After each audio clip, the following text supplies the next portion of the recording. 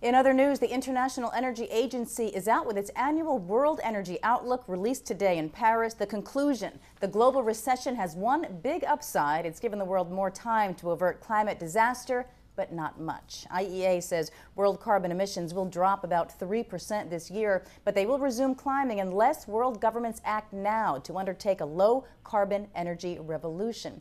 Step one, it says, concluding a new global treaty in Copenhagen that incentivizes developing nations to limit their emissions growth. IEA analysis says the treaty is in the interest of the industrialized world because their emissions will drop by 2030, but the increased emissions from the rest of the globe, largely from new power generation and transportation, could mean a world temperature rise of 6 degrees Celsius. World leaders have agreed that anything over 2 degrees threatens disaster. The IEA says every year of delay will add $500 billion to the cost of adapting. It says all tools, including carbon trading and offsets, increased nuclear and more renewables are required, but more efficient use of energy is the largest source of savings. The IEA also says it expects a glut of natural gas over the next few years as unconventional output rises. Investments are being made in unconventional sources, including shale and coal seams. The IEA estimates global unconventional gas output will rise to 629 billion cubic meters in 2030 from 367 billion cubic meters in 2007. The report deflated natural gas prices today. Gas fell 19 cents down to $4.48 per thousand cubic feet. Oil settled at $79.05 a barrel, down 37 cents.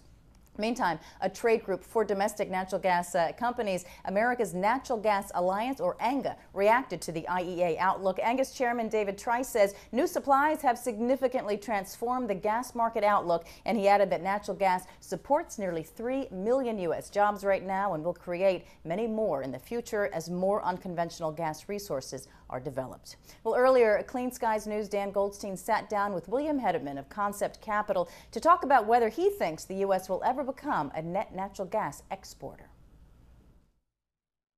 The policy in the U.S. has been we do not export. There's a very minor export out of Alaska for LNG to Pacific Rim from the Kenai Peninsula.